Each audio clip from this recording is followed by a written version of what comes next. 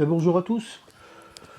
Aujourd'hui, je vais vous proposer une vidéo entre guillemets un petit peu particulière puisque c'est pas franchement une vidéo, ça sera plutôt une histoire. Je vais vous raconter une histoire qui m'a beaucoup intéressé. Donc c'est le... Alors, je vais pas raconter l'histoire intégrale de la personne intéressée, mais disons une petite partie de ses travaux. Alors, de qui s'agit-il? Eh bien, je vais vous parler d'un grand inventeur, Thomas Edison.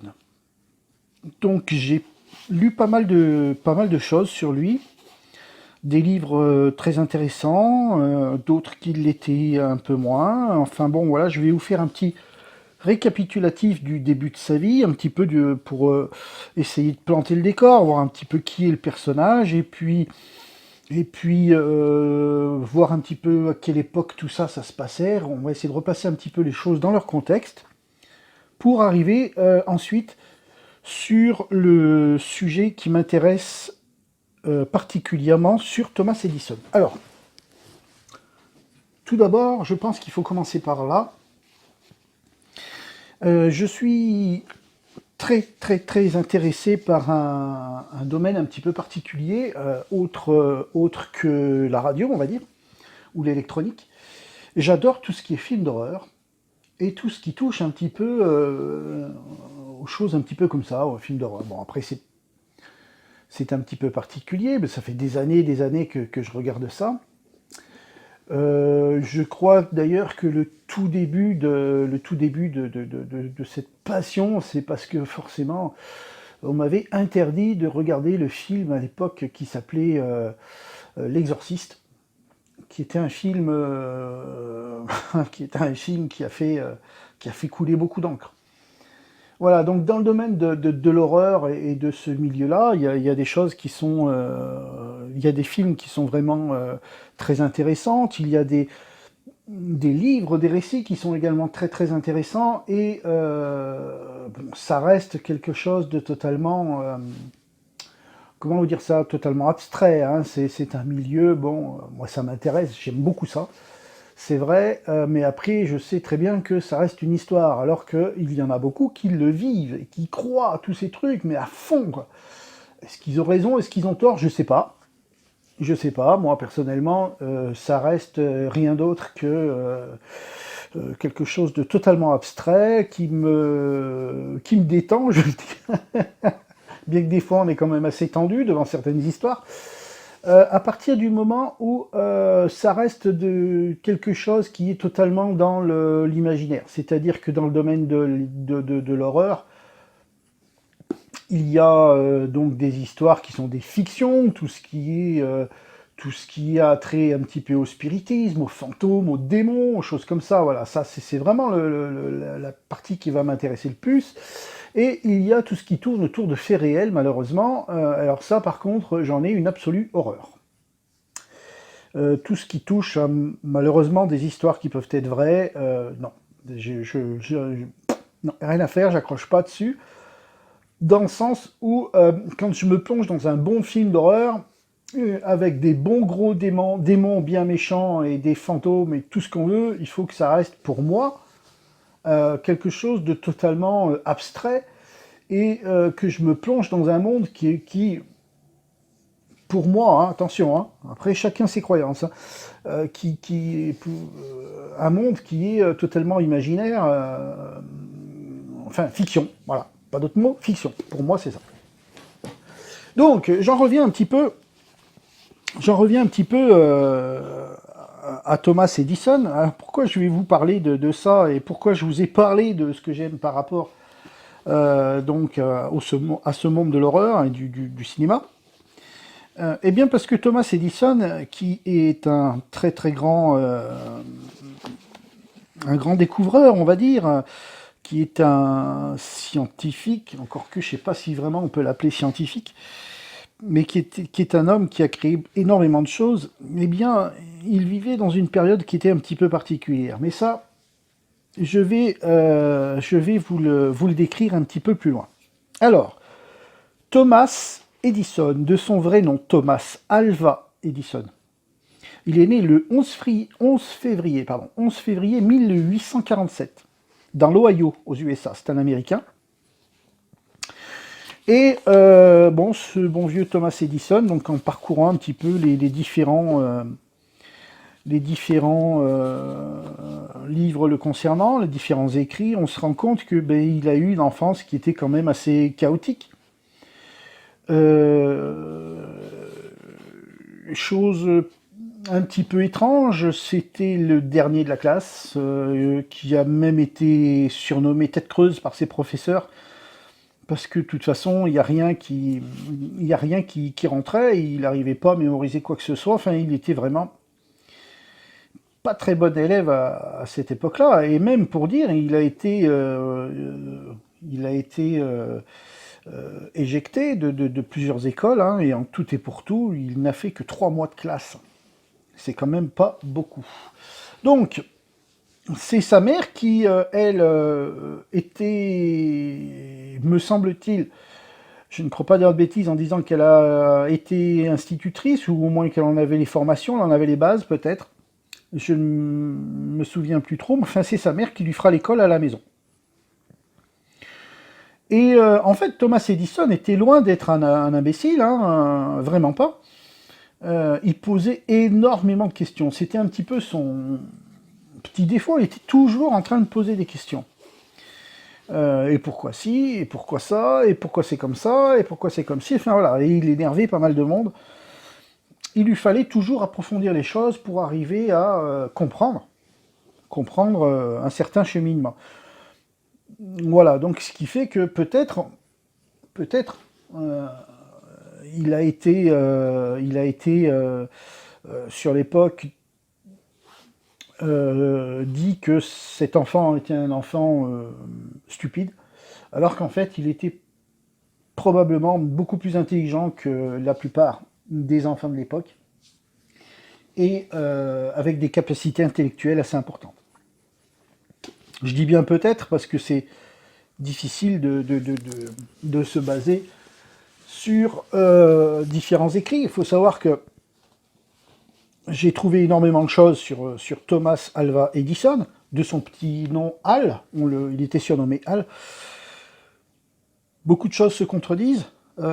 Savoir ce qui était le vrai du faux, j'essaye, pour ma part, de vous apporter une histoire qui soit quand même assez proche de la réalité. Bien qu'effectivement, ça ne sera très probablement pas forcément le cas, puisqu'il y a tellement de choses qui se contredisent, encore une fois. Mais moi, j'essaye de vous apporter des éléments qui, je pense, sont les plus vraisemblables. Voilà, donc bon, c'est quand même pas si vieux que ça. L'histoire de Thomas Edison, le petit Al, il est né en 1847. Donc, c'est quand même pas si vieux que ça. Donc, ce petit enfant, ce petit enfant, presque, moi personnellement, j'aurais presque tendance à dire que c'était un surdoué, cet enfant. Il était mal reconnu, mais j'ai l'impression que c'était un surdoué. Alors, il s'est fait embarquer dans des histoires épouvantables, hein. Ce pauvre gosse, il était un peu... comment vous dire ça? Il était un peu traité comme un paria, il était mis de côté, hein. Tout le monde le prenait pour un idiot, donc ça ne devait pas être très facile pour lui. Il s'est laissé entraîner dans des histoires absolument mémorables. Il a même eu des problèmes avec la justice à l'époque, hein, puisque il a été embarqué dans des histoires d'incendie très importants. Il a été aussi embarqué dans une histoire de décès d'un de ses copains qui s'est noyé à côté de lui, mais il n'a pas su réagir. Il était relativement jeune, trop jeune même pour pouvoir réagir ou faire quoi que ce soit. Son ami a plongé dans une rivière, et puis il n'est jamais remonté. Et lui, il a assisté à ça. Alors tout simplement, il est rentré chez lui. Au bout d'un moment, il a attendu. comme son copain n'est jamais remonté, bah, au bout d'un moment, il est rentré chez lui. Forcément, quand il a trouvé des adultes, il a bien essayé de dire, bah voilà, j'étais avec mon copain, on est allé se baigner, et il n'est pas remonté, il a plongé, il n'est pas remonté, mais personne ne l'écoutait, parce que voilà, cet enfant, il le prenait un petit peu pour un farfelu, hein, clairement. Donc voilà. Par contre, c'est le lendemain, à partir du lendemain où les gendarmes et puis les voisins, tout ça, sont allés trouver Al et lui dire, dis donc, il y a ton copain là, il a disparu depuis hier, on ne sait pas où il est, tu sais pas. Et tout simplement, le petit Al, il dit, bah si, on était à la rivière, on est allé se baigner, il a plongé, il est jamais remonté. J'ai essayé de le dire, mais personne m'a écouté. Et du coup, malheureusement, voilà. Voilà, voilà. Alors, c'était pas du tout un enfant qui criait au loup, hein, du tout, hein. Non, non. Mais il le prenait pour un idiot. Voilà, comme quoi on a vite fait de tirer des conclusions, et puis après, de ces conclusions, on découle des conséquences. Donc, ce petit Hal, très vite, il s'est très très intéressé, il était très très intéressé par les sciences, qui à l'époque étaient un petit peu à la mode, hein, dans cette époque-là. Très très souvent très intéressé par les sciences. Il y avait tout un tas de chercheurs qui faisaient plein d'expérimentations et tout ça. Et lui, lui de son côté, c'est pareil, hein, il faisait des petites expérimentations. Alors au début, des expérimentations un petit peu bidons, on va dire ça. Hein. Je sais pas si c'est le bon terme, mais des expérimentations qui n'apportaient pas, enfin, oui, il n'apportait pas grand-chose finalement, mais bon, il était encore très jeune, hein, mais il faisait des expérimentations chez lui, et jusqu'au moment où il s'est mis à grandir, à apprendre de plus en plus de choses, et là où il s'est mis à faire des vraies expérimentations, des expérimentations qui là, lui permettaient de découvrir des choses et de les comprendre. Voilà, et notamment il y a un domaine qui l'a énormément intéressé, c'est le domaine de l'électricité, où il trouvait ça absolument passionnant, et il voulait un petit peu en savoir un peu plus. Et donc là encore, hein, parce qu'il avait il a commencé vers les 15, 16 ans, 17 ans, hein, à peu près dans cette période-là. C'est pas, j'ai pas trouvé de précision plus précise, on va dire. De précision plus précise, elle est bonne celle-là. J'ai pas trouvé d'éléments plus précis pour pouvoir dire, ben voilà, à partir de telle période. Donc c'est à peu près entre 15 et 18 ans où il a commencé à faire des expérimentations déjà un petit peu plus scientifiques, c'est peut-être pas le mot, mais bon, des expérimentations un petit peu plus intéressantes, un petit peu plus poussées. Et là encore, hein, avec l'électricité, il a fait des choses parfois où il s'attirait un petit peu les foudres de ses parents, voire de ses voisins des fois. Bon, voilà, c'est des choses qui arrivent. Hein. Donc un petit peu plus tard, ce petit Hal qui était déjà un jeune homme, hein, aux environs de la vingtaine d'années, il commence à avoir une vingtaine d'années, il a pas mal bricolé, il a travaillé par-ci par-là, il a continué un petit peu ses expérimentations, et il a commencé à découvrir des choses intéressantes. Il a même commencé à déposer ses premiers brevets. Donc c'est un individu qu'on appelle je sais plus, le chercheur aux 1000 brevets, l'homme aux 1000 brevets, voilà, parce qu'il a, dans toute sa carrière, déposé un petit peu plus de 1000 brevets, je crois 1100, un truc comme ça, un petit peu plus de 1000 brevets, et même parfois s'il n'en était pas tout à fait l'auteur. Hein. Disons-nous bien une chose, c'est que dans cette période-là, il n'y avait pas les communications comme on la connaît aujourd'hui. Donc chacun expérimentait des choses dans son coin, et parfois même si le voisin, enfin si un confrère d'un pays voisin expérimentait la même chose, et ça se savait pas forcément. Et c'était au premier qu'il allait déposer un brevet. Alors des fois, bon, ça se jouait à quelques jours, mais voilà. Ou alors, par exemple, il se passait que il y avait des gens qui faisaient des expérimentations sur un domaine particulier de l'électricité ou autre. Et Thomas Edison, le petit Hall, hein, on va l'appeler le grand Hall, mais finalement, parce qu'il est quand même, on va dire qu'il a passé la trentaine, entre 20 et 30 ans. Donc Hall, lui, trouve ça intéressant, récupère justement ces informations dans des publications d'époque, et va se mettre de son côté, lui aussi, à expérimenter ces choses-là, et peut-être à le faire évoluer, à continuer de le faire évoluer, jusqu'au moment où il va découvrir quelque chose d'intéressant, et paf, il va déposer un brevet. Voilà. Ce qui fait que parfois la paternité des brevets est un petit peu remise en question, puisque il se dit avoir découvert telle chose, alors qu'auparavant, il y a peut-être d'autres groupes de personnes ou d'autres personnes qui avaient pas mal expérimenté ça, voire même fait des publications. Et puis, c'est lui qui a finalisé un peu le truc. Bon, encore aujourd'hui, c'est presque un peu pareil, on va dire. Hein. Donc voilà. Donc, l'homme aux 1000 brevets. C'était un inventeur de génie. Alors, il avait une petite particularité quand il vous souhaitait déposer un brevet et qu'il recherchait quelque chose. Lui, ce qu'il fallait, c'est que ses inventions, elles aient une utilité. Découvrir quelque chose qui n'était absolument pas utile aux gens, pour lui, ça servait à rien. Donc si ça servait à rien, aucune utilité, il ne posait pas de brevet, il n'allait pas plus loin. Il lui fallait impérativement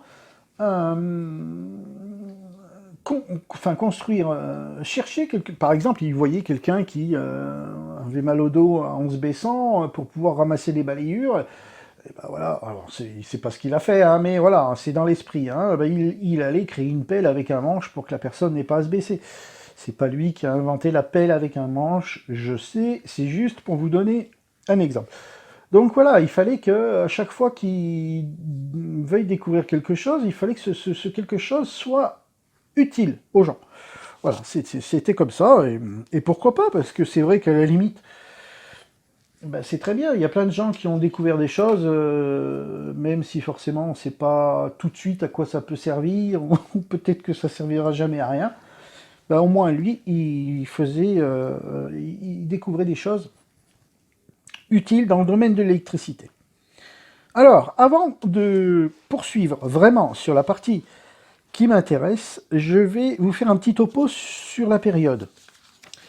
Donc, l'époque un petit peu de Thomas Edison, c'est-à-dire fin 1800, début 1900, enfin surtout fin, on va dire la deuxième moitié 1800, entre 1850 et 1900. Donc c'était une période un petit peu particulière. C'est une période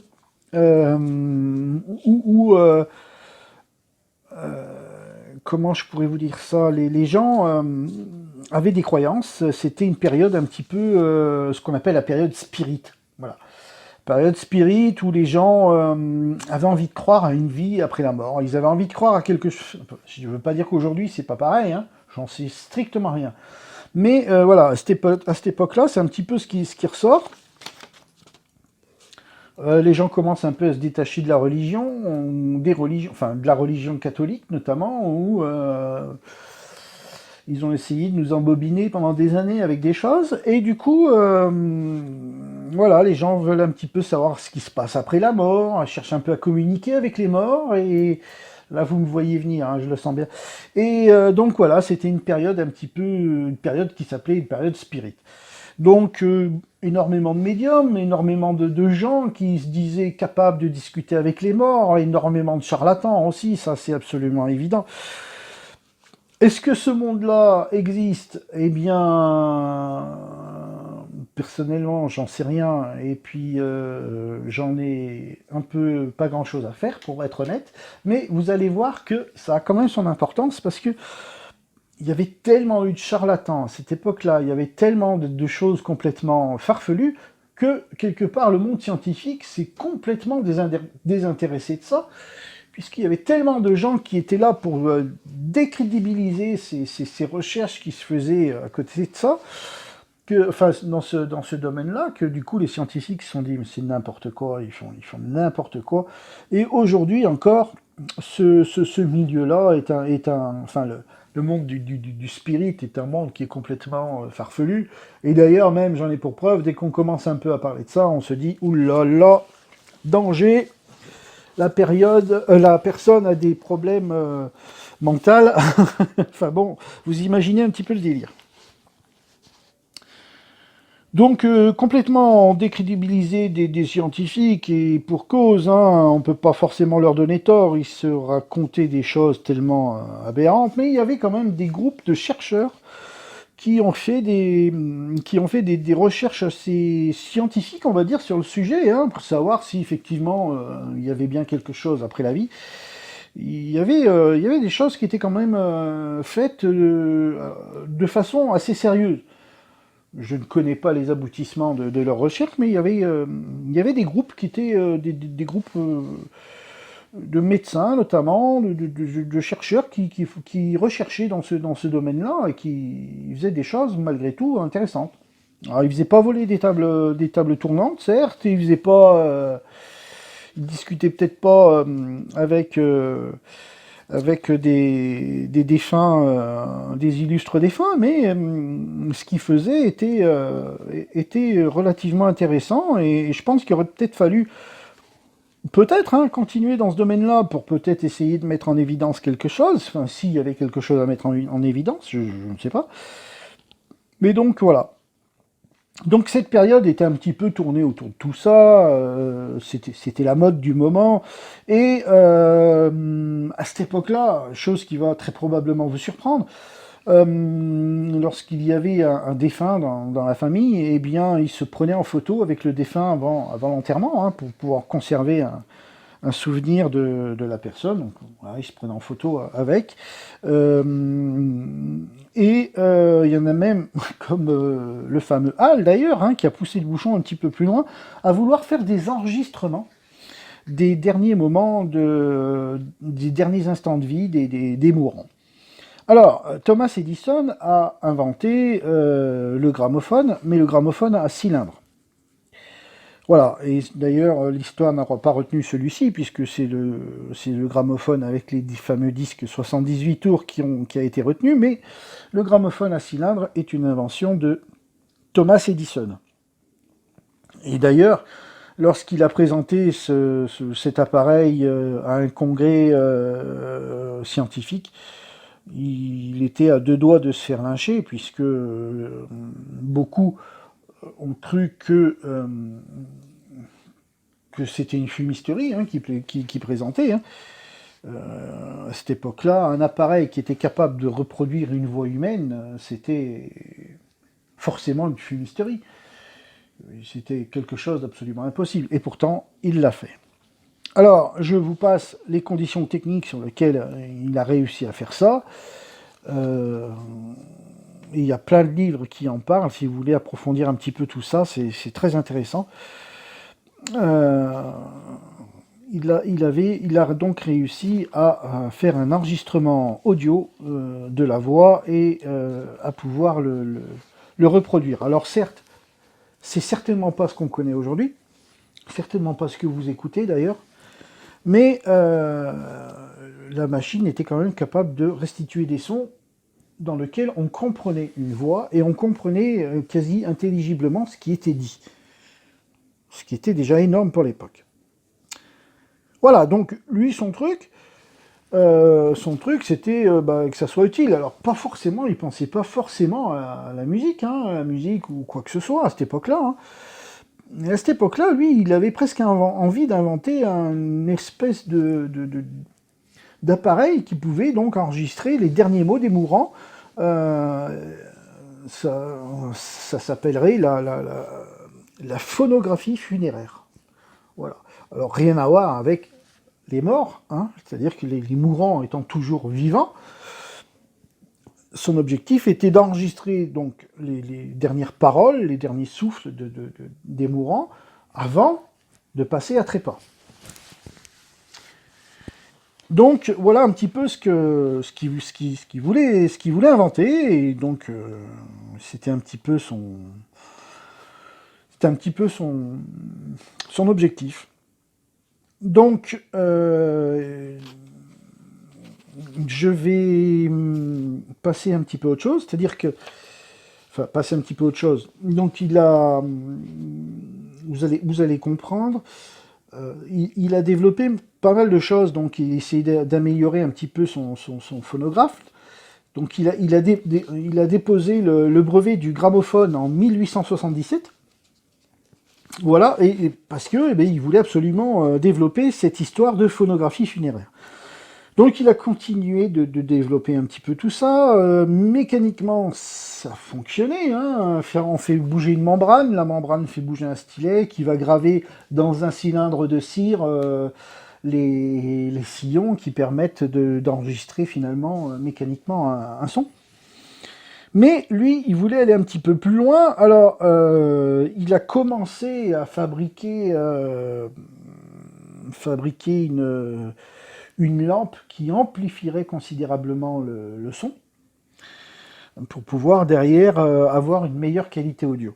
Donc les Anglais, les Américains, nous on appelle ça des lampes, hein, alors que ça soit une lampe amplificatrice, enfin on appelle ça des lampes, des tubes. Eh bien, eux, c'est plutôt des valves. C'est comme ça qu'ils appellent ça, des valves. Au lieu d'appeler des lampes, des tubes, ils appellent ça des valves. C'est comme ça. Donc, ce qu'il avait un petit peu envie de créer, Thomas Alva Edison, c'était la fameuse... Enfin, où il s'est pas mal penché dessus. Donc, après avoir déposé le brevet du gramophone, c'était de faire une lampe qui amplifierait suffisamment le signal. Et il appelait ça la valve métaphysique. Voilà. Il a énormément travaillé là-dessus. Et donc, il a essayé de créer un appareil, en plus de pouvoir enregistrer les derniers mots, les derniers soupirs des mourants. Il voulait absolument créer un appareil qui puisse être utile aux chercheurs de l'époque qui, eux, faisaient de la recherche dans le monde spirit, et il voulait absolument leur fabriquer un appareil qui puisse être au top, de façon à ce que ces gens-là puissent trouver éventuellement une preuve de survie de l'âme après la mort. Voilà. Mais par contre, lui, Thomas Edison, ne croyait pas forcément à ce genre de choses-là. Et puis, à la limite, il s'en inquiétait pas vraiment. Lui, ce qui l'intéressait, c'est surtout la partie technique. Il y avait des gens qui faisaient des recherches là-dessus, donc il voulait éventuellement les aider, et il s'est dit pourquoi pas, et voilà. Mais après, de là à dire qu'il croyait à tout ça, non, c'est faux, c'est complètement faux. Il croyait pas du tout à tout ça. Et en plus de ça, il aimait pas spécialement ça. La preuve, c'est qu'à cette époque-là, il y avait tellement de charlatans que c'est un peu ce qui ressortait finalement le plus de ce milieu-là. Donc lui, ses mots, ses propres mots à lui, auront été... je ne dis pas que j'ai trouvé la preuve de la survie de l'âme, je dis juste que je vais réaliser un appareil qui permettra aux chercheurs de prouver que ça existe, si elle existe. Voilà, ça c'est à peu près ces mots, c'est au moins l'idée qu'il a voulu faire passer. Voilà, donc pas mal de recherches dans ce domaine-là, en plus de tout le reste. Hein. Alors, pourquoi cette partie-là? Pourquoi est-ce que je vous parle de ça? Eh bien, en fait, moi qui suis donc très intéressé par le domaine des films d'horreur et des choses comme ça, on voit beaucoup de choses qui se rapportent un petit peu à ces fameuses premières inventions, et notamment quand on voit aujourd'hui des gens qui disent pouvoir communiquer avec des revenants par le biais de postes de radio. Alors là, pardon, mais bon, bref. Pourquoi pas? Chacun ses croyances. Enfin, en attendant, voilà, c'est pour ça que je me suis penché un petit peu sur Thomas Edison, qui a soi-disant inventé le nécrophone. Donc cet appareil qui permettrait de parler avec les morts, ce qui est une pure invention stupide, parce qu'en réalité, c'est pas du tout ça qu'il voulait faire. Il a le fameux appareil alors peut-être que le nécrophone c'est un nom qui vient de lui, ça j'en doute très profondément. Je ne crois pas il ait voulu surnommer cet appareil le nécrophone, mais vous l'avez entendu précédemment, lui ce qu'il voulait faire, c'était un appareil qui permettait simplement d'enregistrer les sons, la voix et les derniers mots des personnes mourant, et en aucun cas de chercher à discuter avec des gens qui étaient passés de l'autre côté. Mais voilà, c'est ce qu'on lit de façon beaucoup plus... Enfin, c'est ce qu'on lit le plus finalement sur Thomas Edison, sur ce sujet-là, le fameux nécrophone, donc qui aurait été inventé par Thomas Edison, enfin, où il voulait inventer le nécrophone, un appareil pour communiquer avec les morts. C'est pas du tout ça. C'est absolument pas du tout ça. Comme je vous l'ai expliqué précédemment, c'était pas du tout une machine pour parler avec les gens qui sont dans l'au-delà, c'est juste pour, dans un premier temps, enregistrer les personnes mourant et éventuellement peut-être améliorer cette invention pour que les chercheurs de l'époque qui faisaient des recherches dans le domaine justement de l'au-delà puisse avoir un appareil de qualité et digne de ce nom. Donc voilà, c'est une histoire que j'ai trouvée très intéressante. Au début, j'avais découvert, comme beaucoup, on tapez nécrophone sur un moteur de recherche et puis vous allez trouver tout un tas d'histoires complètement farfelues. J'ai trouvé ça pas forcément intéressant, mais j'avais trouvé ça intriguant. Donc je me suis mis un petit peu à fouiller là-dessus et à regarder un petit peu ce qui était possible de savoir. Alors bien entendu, ils disent que dans les écrits de Thomas Edison, on ne trouve pas grand-chose sur ce sujet-là, et pour cause. Il n'a jamais inventé cet appareil, c'est simplement, comme je vous l'ai expliqué auparavant, ce qu'il voulait faire était complètement différent de ce qu'on lui a attribué par la suite. Enfin, il s'est raconté quand même pas mal de choses, là-dessus. Euh, Savoir ce qui est le vrai du faux, c'est pas évident. Moi, les conclusions que j'en ai tirées, c'est tout simplement que non, il n'a jamais voulu forcément discuter avec les morts. Et il a un petit peu gratté là-dedans, mais sans plus. Enfin bon, voilà. Après, c'est vrai qu'il est facile pour faire le buzz d'attribuer des choses aux gens. Surtout quand ils sont plus là pour s'en défendre, c'est facile après de broder un petit peu autour. Enfin voilà, c'est quand même une histoire qui restera un petit peu sans fin, et pour cause, elle n'a pas de fin. Mais voilà, c'est un sujet que j'ai trouvé très intéressant, très marrant, parce que dans ce domaine-là, il y a plein de choses encore qui existent. Il y a la fameuse antenne de Lécher, qu'est-ce qu'il y a d'autre? C'est pareil, c'est tous des dispositifs qui soi-disant mettent en évidence des choses qui seraient de l'au-delà dans notre monde à nous. Bon, oui, pourquoi pas. J'ai même entendu des trucs encore plus poussés et plus délirants où il y avait même une fréquence radio qui était la fréquence où on pouvait discuter avec les morts. Non mais je plaisante pas, c'est véridique. Alors je l'ai plus la fréquence, par contre. Je l'ai plus du tout, une fréquence très très basse. Non, je ne l'ai pas noté dans mes petits brouillons, mais il paraît qu'il y a une fréquence où on peut discuter avec les morts. Alors, personnellement, ça fait quand même un peu plus de 45 ans, 45 ans maintenant, que je suis derrière des postes de radio, où j'écoute pas mal de choses, enfin un petit peu tout ce qu'on peut écouter finalement. Et je bricole dans le domaine de la radio, et personnellement, j'ai pas de chance, moi. J'ai quand même vraiment pas de bol. Je n'ai jamais entendu, enfin, je pense pas au moins, Je n'ai jamais entendu quelque chose qui venait d'un autre monde que le nôtre, hein. Mais bon, c'est vrai qu'en même temps, comme c'était pas ce que je cherchais, peut-être que, hein. Enfin bon, bref. Vous en tirerez les conclusions que vous voudrez. Pourquoi pas. Je finirai simplement cette petite histoire par une autre histoire finalement, mais qui est assez sympa. Vous savez, vous connaissez très probablement le logo de la voix de son maître, du chien qui est devant un gramophone et qui écoute la voix de son maître, justement. Alors, je vais vous expliquer un petit peu l'histoire de ce fameux logo. Donc, il faut savoir qu'à la base, c'est une peinture. C'est un tableau de Francis Barrault. Et le chien, il a un nom, il a existé, il s'appelait Nipper.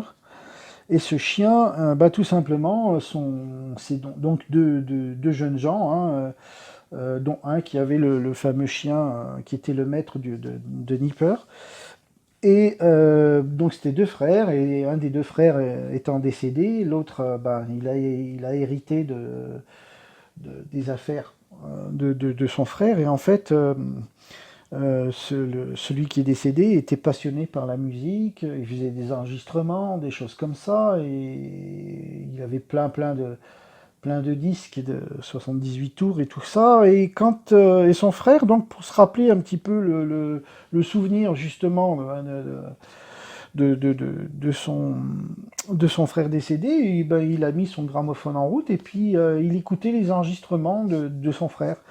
Et le chien, quand il entendait les enregistrements passer, il reconnaissait la voix de son maître et il se mettait devant le gramophone et il voyait que le chien avait une attitude particulière. Il entendait la voix de son maître dans ce fameux gramophone.